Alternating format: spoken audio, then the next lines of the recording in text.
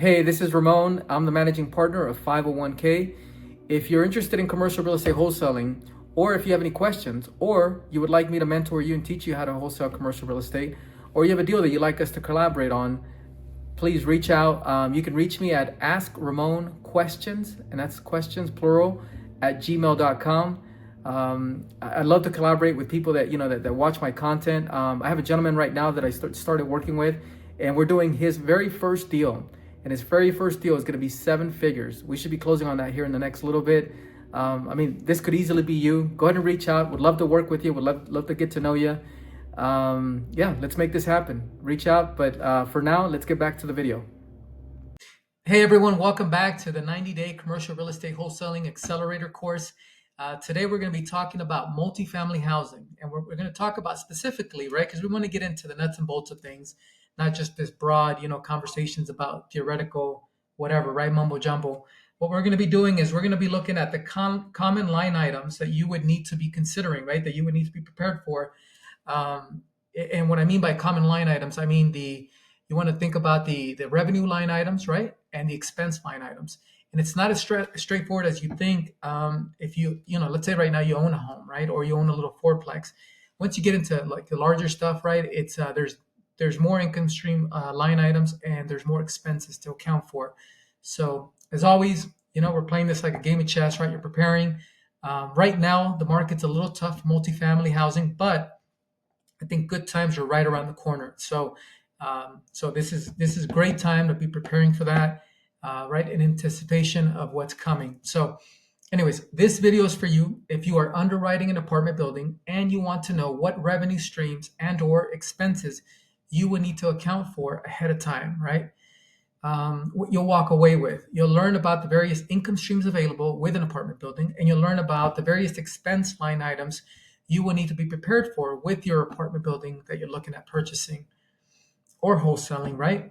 Because if you're going to wholesale, you still have to do the pro forma, right? That's what I would recommend. And of course, that's for another conversation, for another video. So let's talk about revenue items. So first off, you have potential revenue. Let's consider potential revenue because there's all sorts of things that can happen, right? It's not just a matter of those of you who have experience, you know what I'm talking about. You can go ahead and multiply all the numbers, but it's potential until you actually collect it, right? So an example of that, right? And I have number 2 here as concessions, because it's a revenue line item because you're actually subtracting. It's not an expense. You're subtracting from your revenue with your concessions. And what it is, for example, in some markets, right? If it's tough to get your apartment building rented out, especially at first year, right? If it's a new apartment building and you're trying to get it leased up quickly, you may need to give renters a month for free, right? You may need to give them 2 months for free. So those are concessions that reduce your revenue. Vacancies, right? Pretty self-explanatory. Collection, right? Collection loss. Sometimes you have to send people to collections. If you do a good job, obviously, managing your apartment building, you can reduce this to very little, just a very small number, right? Almost immaterial, but that's tough. But anyways, rubs. You'll hear people talk about rubs all the time. What it is this. It's typically, and this is not always the case, right? If the units are not individually metered, right? That's when typically happens. If they're not individually metered, what the property management company or the owner will do is they'll just, they'll get all the, whatever the water is, right? The water bills, the electricity, the sewer, the everything, right? They'll get all the expenses, all the utilities, not the expenses, but the utilities, and then they'll lump them right into one lump sum. And if they have 10 units, right, let's say it's 20 units, right? It's something a little bit bigger. Then they will, and typically you don't see this with the 20 units. You see this usually with stuff that's more mid-size, which is like 40, 50 units, 60 units. But anyways, so what they do is they divide it out, they divide this lump sum, right? This expense that they have as a property management company or as the owners, and they divide it out between all the units. And there's different ways of doing it. You can do it based on square footage, based on the number of bedrooms, based on the number of people that are living there. Or you can just do it equally, right? Everybody pays, say 50 units, everybody pays 1/50th of that lump sum, right? So that's what RUBS is.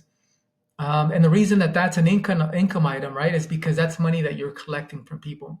And a lot of times, depending on how you do it, right, it's interesting, but I'm not sure. Well, we're not going to get into the intricacies of that, or whether or not that's legal or all that. But quite often, they'll collect, right, in RUBS, right, income, as an income line item. They'll collect X amount, and then when they actually go to pay out all these utilities, it turns out to be less. So there's actually quite often you see money there. And like I said, as far as the legality, we're not going to get into that, right? Whether or not the landlord can make a profit on that. I guess if there's full disclosure, there's probably a better chance that's acceptable, right, and allowed. Property tax reimbursements, there's all kinds of ways that this can present itself, right? Because, so for example, if you're developing a brand new apartment building from scratch, or you're buying one from somebody who has maybe some government incentives that they're going to also pass on to you, right? Because you built, low income housing, or you built housing in an area that needed, right? That's rural and needed housing. The government can give you some incentives. So there's some of that, or maybe there's a mistake in the assessment of your taxes, right? Your property taxes, or you simply are really good at fighting property taxes. And at the end of each year, you just go and you fight it and you get yourself an extra few $1,000 or more, right? Depending on how good you are at getting that reduced with the county assessor's office. So that's a line item that sometimes comes into play. There's different scenarios, right? Fee income, all sorts of things, right? From people being late on the rent to, if you have, like, for example, there's a 18 unit apartment building community, right? With a bunch of these 18 unit apartment building communities here locally that surprisingly they have their income for the fee income line item.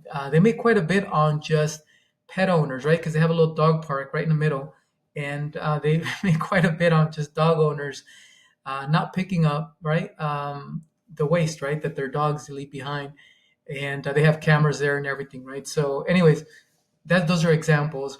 Internet income, right? You can charge people individually for internet. However, sometimes, right, with apartment buildings, it's all included in an HOA fee, right? That you charge them, and you can make quite often make a profit on that. So sometimes you'll see apartment buildings where they will include, instead of doing RUBS, they'll do it like an HOA for, or they can do both, right? I mean, really.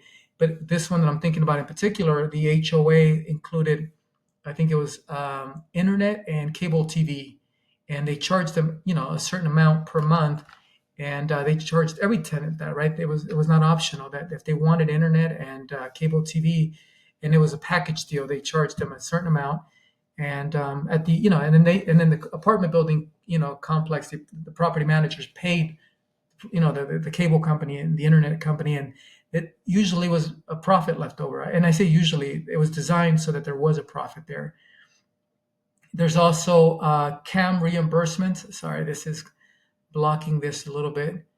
Um, and CAM reimbursements are common area maintenance, right? So some apartment buildings, right, they'll have for example, they'll want to have the tenants pay for a portion of the, say, the snow removal, or the maintenance of the grounds, right, the landscaping, or maybe, or more common would be like if they have a clubhouse, right, and everybody, that's a common area, right? It's a clubhouse that everybody shares, and there's a small fee that everybody pays at the end, at the end of the month, right?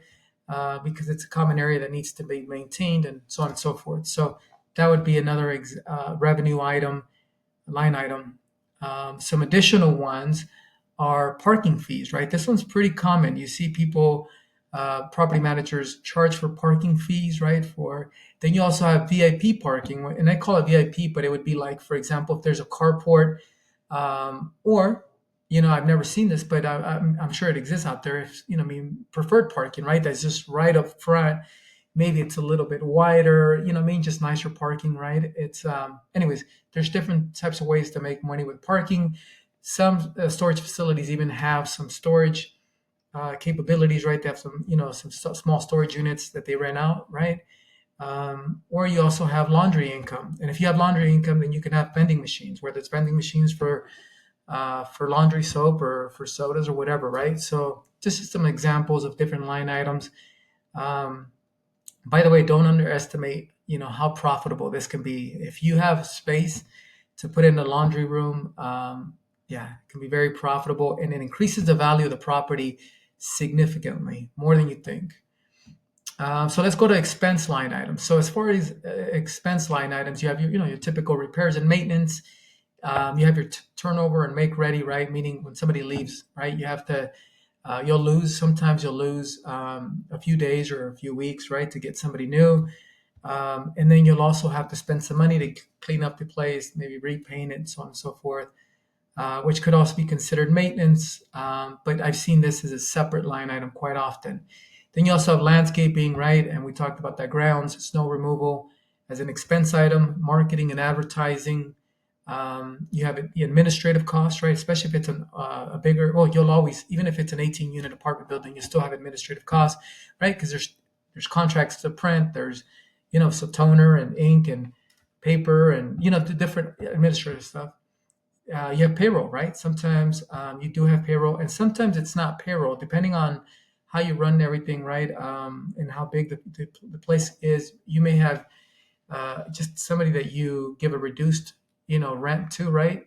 For one of the units, if it's something smaller, or even if it's something bigger, maybe they live for free.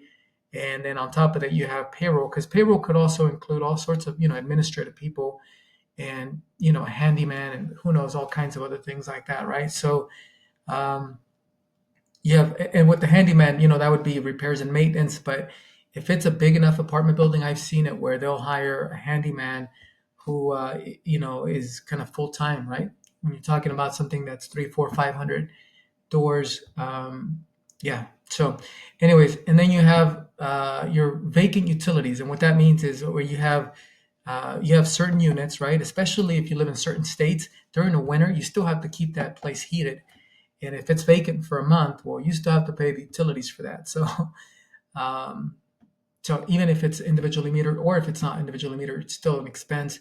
You have your water and sewer, right? Other utilities, cable, internet service. We talked about that. Trash removal, insurance, right? And there's different types of insurances, including insurance like the liability insurance, fire insurance.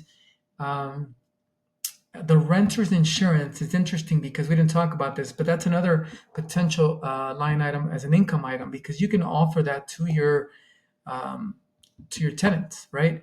Meaning you can work out a deal with the insurance company, right? And this may or may not be something that's available to you, right?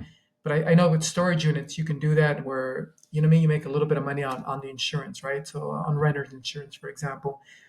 So, anyways, back to expenses, real estate property taxes. We talked about that. Property management fee. This one's pretty important, right? You want to make sure you include this on here because ultimately, right, you're buying a multifamily apartment building because you want freedom, right? You want cash flow.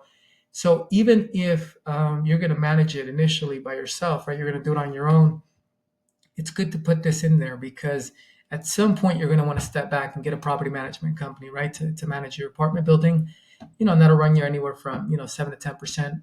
Every market's different, but that's here where I'm at. That's typically a range. So, anyways, I hope that was helpful. Hope that was useful.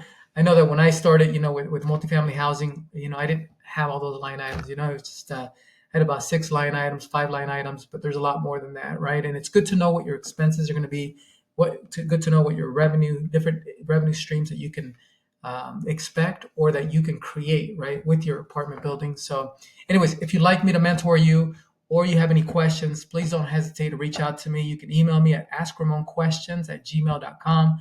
Hope this was valuable. And yeah, look forward to seeing you in my next video. All right, take care.